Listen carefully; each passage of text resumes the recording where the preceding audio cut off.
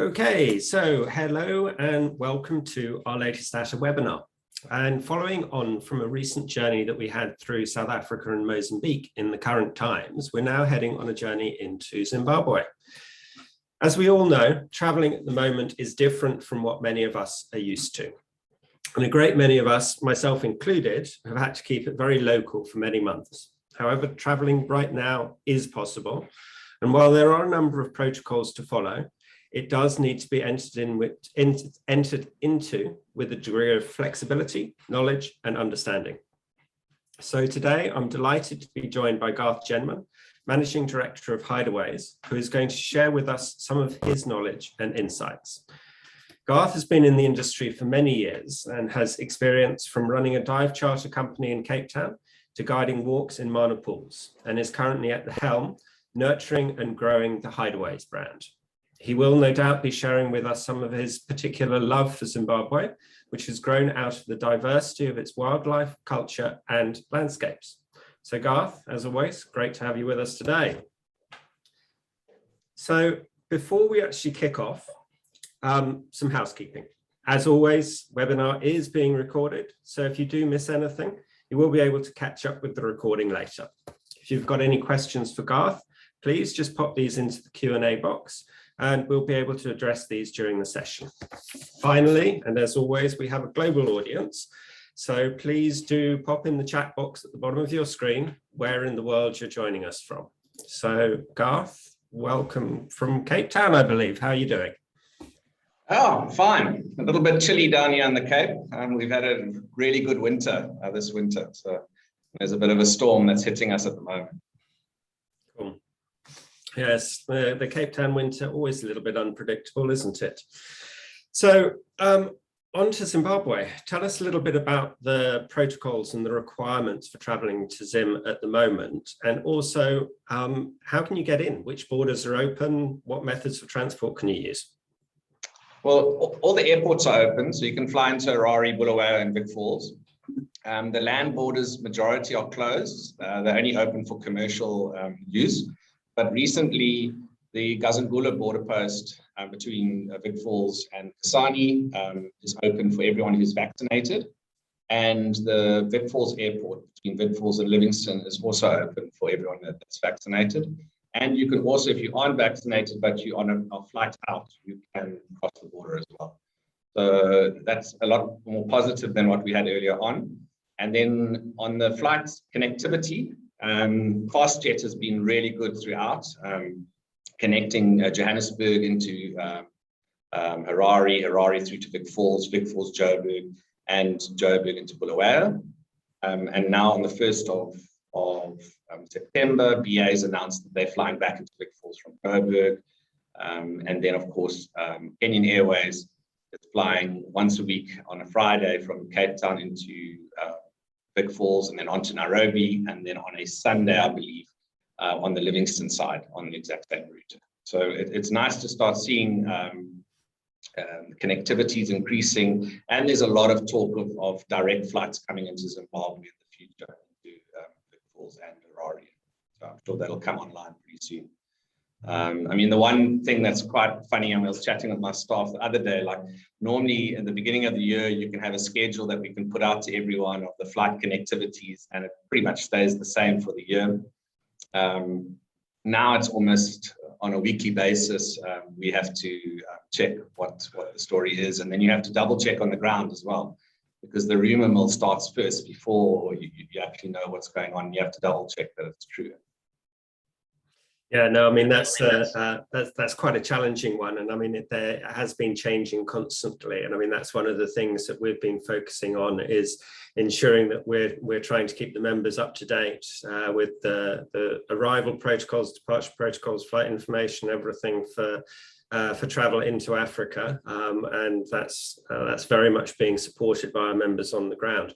But with the flights, it's very encouraging to see that some of the long-haul carriers are resuming their services into Harare. I think Qatar Airways have started Harare again, and I saw that Eurowings Discovery or something have introduced a long-haul service straight into Vic Falls for next year. So things are looking up for sure.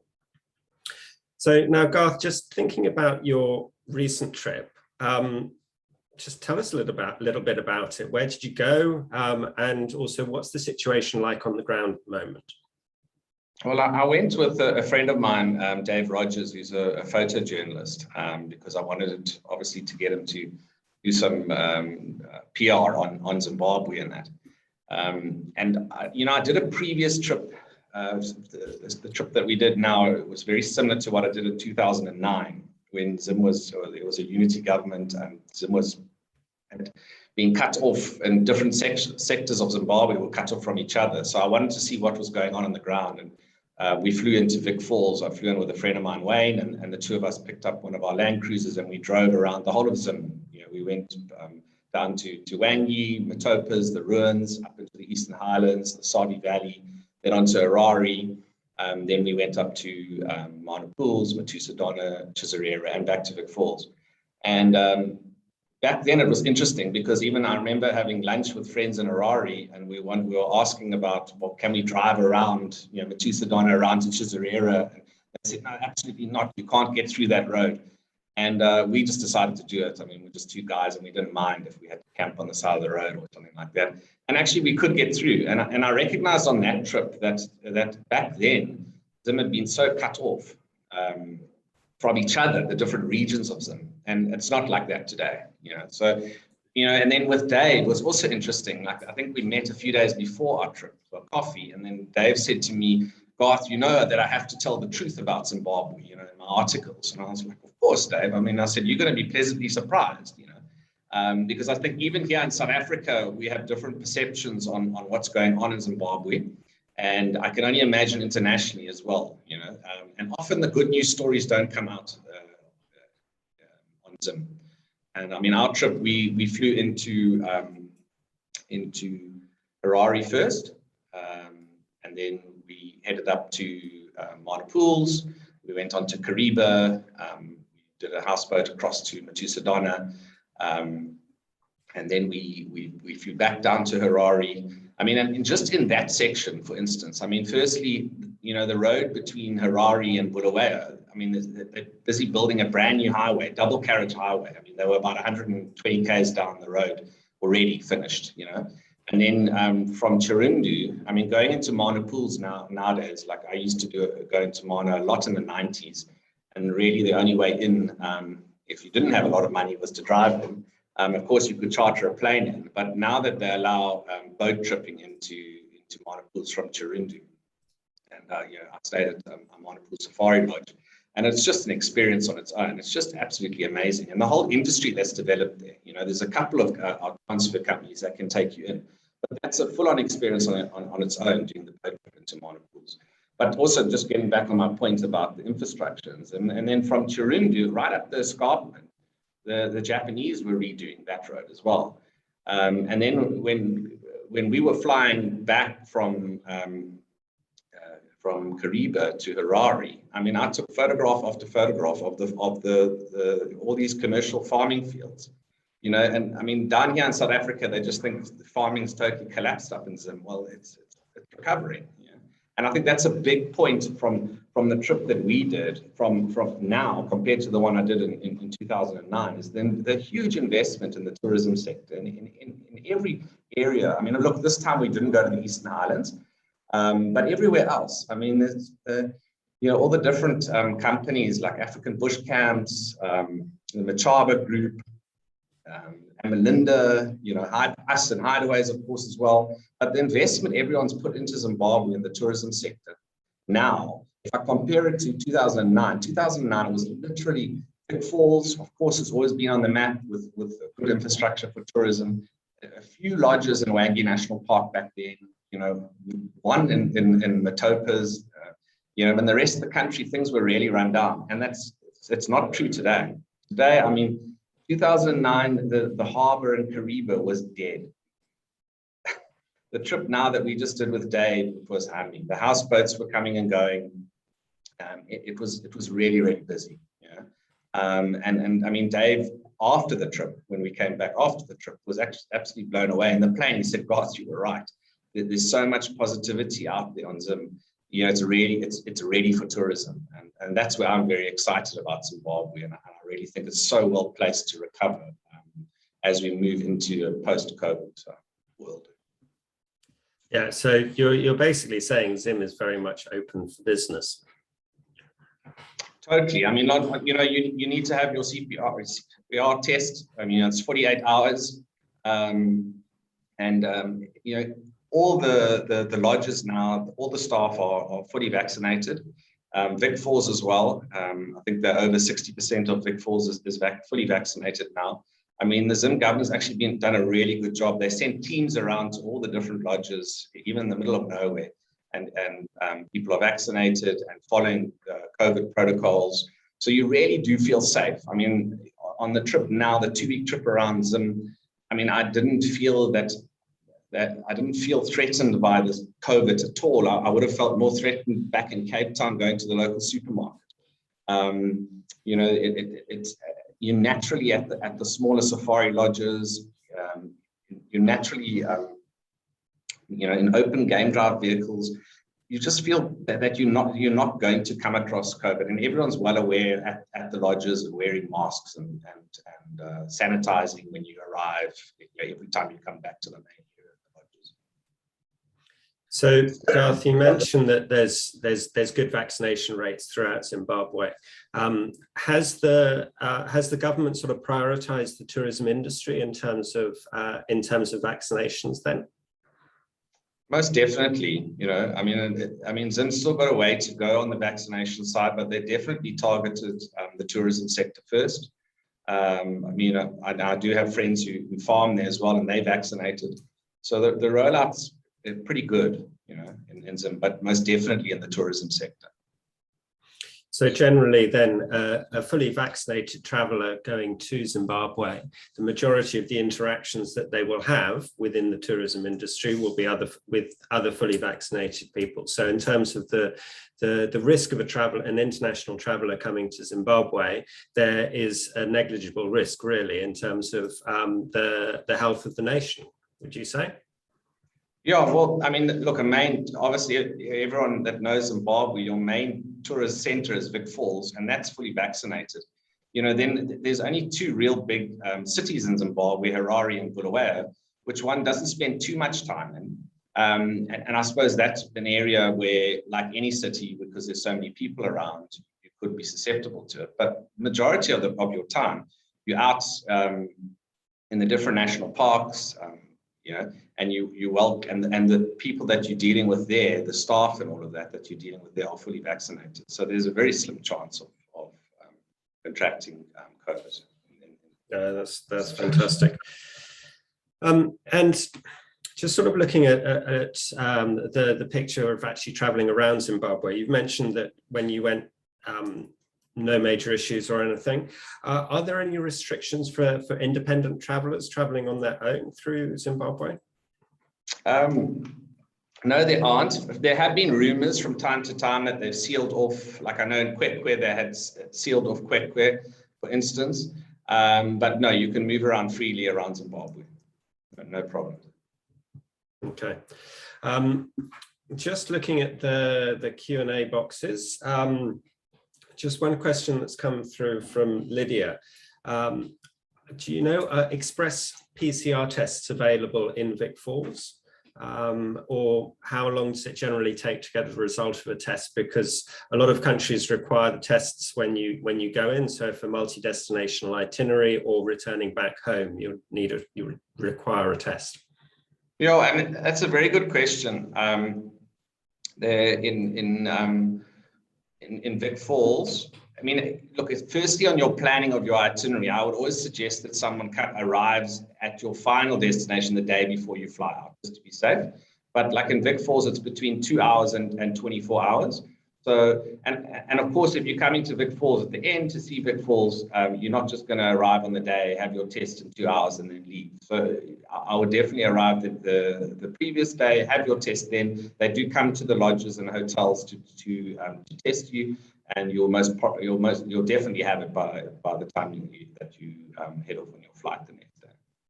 And so I would do exactly the same. And actually, we've landed up flying out of Harare in the end, after we had gone up to Vic Falls and Wangi and that. But we arrived the day before in Harare to make sure that we had our test then.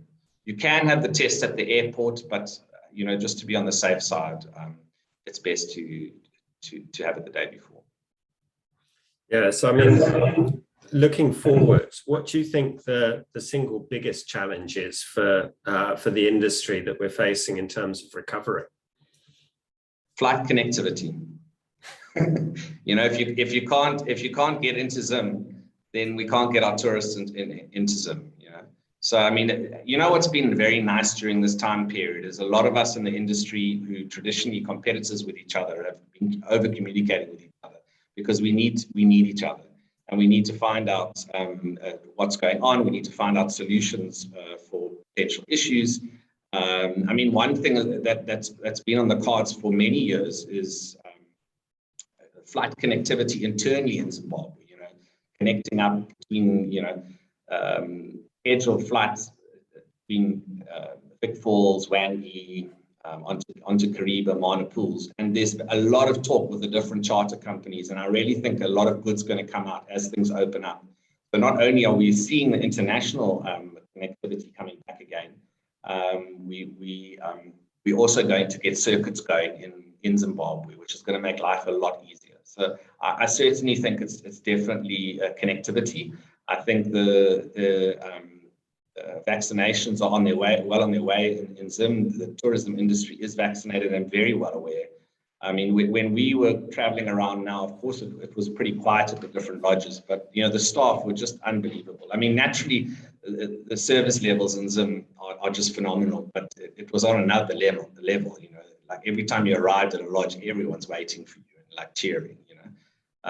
So that it's certainly a great time to go now. I mean, we were down in Matopas in the morning. We were tracking the white rhino, and the next thing we saw another tracker and two tourists, the lesser spotted tourists. And I was more interested at that stage to talk to them than actually watching the rhino, because I wanted to know why are they here, how did they get here, and and you are finding a more of an adventurous traveler coming out now. I mean, they were a Swiss couple. Their son had actually come to Zim a month before. They said he was very adventurous, and he came back home and told his parents this is the time to go to Zimbabwe. And they were at the tail end of their trip, and they said it was just absolutely phenomenal. And they did. I said, well, what did your friends back in Switzerland think of it? He said, no, most people thought we were crazy, But I think you have to go with the right mindset, because there might be some changes, But I think our industry is so geared for that, and more so than ever, I would tell anyone to book through the trade, because we've got our ears to the ground and we know the latest information. You can't find it online nowadays. Things are changing too quickly. Invariably, what's online is outdated. So it's way better to deal with a local agent who's on the ground there and knows the latest information. I mean, we in Zim, we love our WhatsApp groups, and you hear a rumor, and I'm on the WhatsApp asking a friend in Vic Falls or Chirundu or wherever, is this true? Is this open now? Can we do this? Can't we do that? So yeah, I highly recommend that. Yeah, we're fortunate that we're in a time where we have fantastic connectivity and fantastic communication. And the one very, very positive thing that has come out, and you just mentioned it as well, over the last 18 months is that the spirit of collaboration, of working together, sharing the right information. You and I are on mutual WhatsApp groups. I'm on numerous other groups as well. And there is always a flurry of information and questions and validations and all sorts of information pinging backwards and forwards. So as you said, it's vitally important to be working through the trade and have that degree of flexibility. So we've got a number of questions that have come through on the Q&A. So if anyone does have any questions for Garth, please do type these in the box. So I'm going to kick off with the first one from Colin. And I don't know whether you know of anything specific, Garth, asking what is the Zimbabwe industry or associations doing with Zimbabwe with regards to our dreaded UK red list? Good. That's a good question. I know here in South Africa, SADS is really lobbying on the red list. And I mean, another good thing that's come out of these times is an organization called African Eden that's really promoting the Greater Zambezi area. And I know they're doing a lot of lobbying on that side as well. But yeah, whether the UK is listening to all of us down here in Africa is another question. Yeah, and I mean, Colin, I can add to that in terms of from what we're doing from our side is we're facilitating a number of conversations at sort of quite high diplomatic levels in order to share information. The SATSA lobbying effort is going to hopefully be successful and get South Africa off the red list, but also a lot of the reasons why the rest of Africa is on the red list seem to be similar. So once one goes, hopefully the rest will follow. We do have an announcement this afternoon.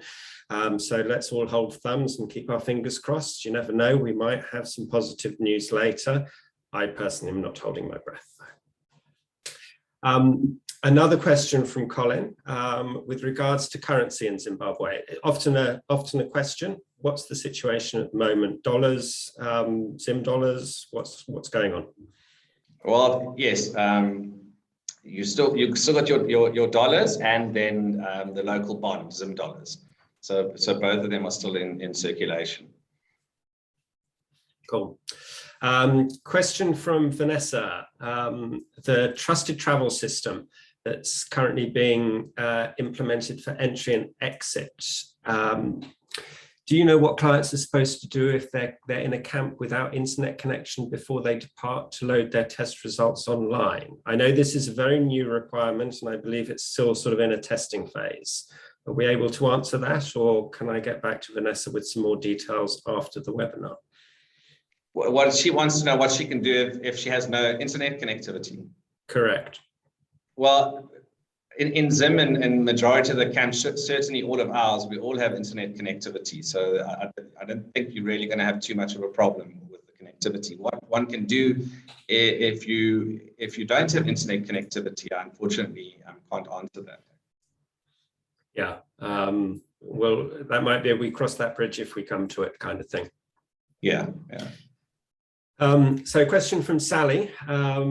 We know that the borders are now open between Bots and Zim and Zam. Do we know if CASA visas are now being offered again? I haven't heard that they are being offered again. So from my side, I'm not quite sure. But I haven't put that one to one of the WhatsApp groups, maybe. Yeah, it is. A lot of the time it is checking on a WhatsApp group. You know, what's the latest? Yeah. And then there's a lot of contradictions on the WhatsApp groups as well at times. Yeah, we can do some digging on that one. Okay, another question from Colin. Would you recommend private charter flights between various tourism spots within Zim? Well, I think, Colin, that's what we've seen starting up, you know, is private charter flights between different destinations. And always look between Vic Falls, Wangi sector, the western side of the country and the eastern side, often you have to take a charter flight across to Kariba or across to Monopool to connect up. Cool. Okay, question from Saskia. Can you tell us about the road from Wangi to Binga and further to Kariba Chirundu, traveling to Mana Pools? I know they were busy finalizing the road. Do you know how far they are? And is it possible for self-drivers on this route without taking the ferry from Binga? If you've got a lot of patience. So what's happened now, we've had really good rain. So the road from Wangi down to Binga is a tar road, and there's a lot of potholes at the moment after the last rainy season that they're still repairing. So it is quite a long haul down to Binga. But then I have heard from there around to Chirundu and that the gravel roads there on Goodnick at the moment. So okay. Sure, you can drive around if you're adventurous. I certainly would do it. Yeah. Okay, and just as a follow-on from that, do you know how many vehicles that can go on the ferry from Binga? So the ferry isn't running that often, and I wouldn't rely on the ferry at present. But I stand under correction. But I think it was up to 8, but 4 if everyone's got a trailer. But I wouldn't rely on the ferry at present. Cool. Okay, another question here. Do travelers get tested upon arrival or departure with an antigen test? And do they have to fill in any sort of health tracking form? No, not on your way out. A health tracking form. So I did when we went, but then I've just had some staff who've been up there and they tell me that they didn't. When they came out, they didn't have to fill out anything. Okay. Okay, question from Martha regarding the Swiss couple, the lesser spotted tourists that you saw. Did they have to quarantine? Did they have to quarantine in a chosen hotel in their country, or were they able to quarantine in their own home? So that's really the Swiss travel restrictions. So when I saw them, they had to. It's a good question. They could quarantine at home. And I've heard now that you don't, if going back to Switzerland, you don't have to quarantine. Yes, I understand that much of Europe has now opened to Africa, especially for the fully vaccinated travelers without that quarantine restriction. And I am hearing from a number of different tour operators and products on the ground that as such, business is picking up slowly, which is positive to hear. Now we've got a final couple of questions. So if anyone does have any more, please do type these into the Q&A box and I can address these to Garth. But if not, we will round up with these two. So Garth, maybe it's time to polish your crystal ball. Do you have any idea when you feel that there'll be sort of some direction of normality back in the tourism industry? What's your gut feel? Let me get onto all the different WhatsApp groups I'm on. My personal opinion is that COVID is going to be around for a very long time, and that we actually need to learn to live with it. And I really do think we've broken the worst of this, but we do need to be. You do need to be quite adventurous and whatnot. I mean, to give you an example, I went on a family holiday recently with another family. It was a self-drive from Cape Town up, and then we went to Cozy Bay in northern Natal on the coast, and then we crossed over into Mozambique. And my sister is friends with the other family that were going, and she heard of the trip that they were going on, and she said, "Oh, Garth, have you heard of the crazy trip, complicated trip Beresfords are going on?" And I laughed and I said, "Carl, we're going on the same trip." And I said, "And it's not complicated. We're driving and, and we're going." Cozy Bay was phenomenal. I mean, hiking along the coast for 5 days. And then we're crossing across one border, and I think it's just a mindset that people have to get past. And you also just have to be relaxed, I mean, crossing the border, they gave us a bit of hassles about because we used rapid tests because we were told we could, and they said we couldn't. And, but of course we get across the border. So I think people just need to be flexible. And so to answer your question, the biggest thing is in my mind is flight connectivity back out to Africa. Once you're out in Africa, when I was in Mozambique the other day, when I was in Zim doing the Zim trip, I felt so safe going around there. The protocols are all in place in the tourism industry. And I certainly felt less threatened by COVID than when I'm at home in my normal life, going to the supermarket, going to a friend's house, etc. So yeah, my prediction is a slow sort of recovery next year. And I think we're all going to recognize that we can't be so scared of this disease. And don't get me wrong, I'm fully vaccinated myself. It is a disease we need to be careful of, but we also need to get on with our lives and do things that we want to do, that we find enjoyable. Yeah, no, I mean, I personally also feel that the vaccinations are the key. They sort of break that link between the serious illness and the infection. And that's what we need in order to get traveling again. And we need the governments to ease up and have some sensible restrictions. So I've got 2 more questions. one, again, back to that old crystal ball, any idea when you think the Bakebridge border might be reopened again? No idea. It's so hard, you know. In April, there was a strong rumor that the Gazangula border was going to open around Easter time, and it's only recently been opened and only for fully vaccinated people. So the Bakebridge border post, I'm not sure. I haven't heard any rumors out there of when it's going to open up. I think everyone's waiting. We're on the sort of coming off a third wave here in Southern Africa. And I think once we're coming down off that, they'll open it up again. Yeah, the challenge with the borders is it's both sides have got to come to the right agreement on it. Yeah. So just to wrap up, an easier one for you. What do you feel is the best time to visit Wangi and Mana Pools? Right now. Seasons July, August, September, October.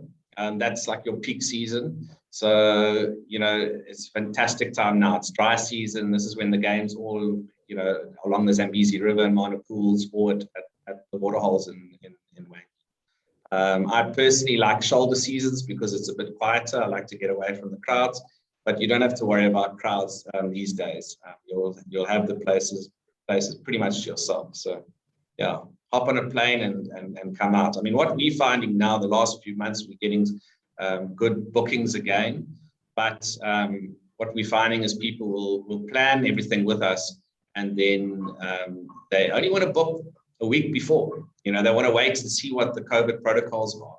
So it is sort of last minute bookings. They plan in advance, get all the information, and then start coming. So yeah, the last 2 months have been very good on the recovery side. We're certainly seeing green shoots in the industry. Yeah, no, it does sound very tempting to jump on a plane right now. And I think I would choose to quarantine for 10 days on a Greek island rather than in a hotel by Heathrow Airport. That's for sure. Garth, thank you very much for some fantastic insights and, as always, promoting Zimbabwe and what it's like on the ground at the moment. To everyone that has taken the time out of their days to join, thank you very much. There have been a couple of other questions which we haven't really had time to get to, so we will share those and share the responses with you. If you did miss any of the webinar, the recording will be available to you all shortly. So Garth, thank you very much, and I hope to catch up with you in person, maybe in Zimbabwe sometime in the not too distant future. Yeah, thank you, Chris. You must come. I'm heading up there soon. There's a game count in the middle of September in Wangi, so I'll be heading up there very soon, getting away from the coldish weather down here in the Cape. Wise move, wise move. So thank you, everyone. Thank you, Garth. Have a good day. We'll see you next time. Pleasure. Thanks a lot, guys. Thanks, Chris. Cheers.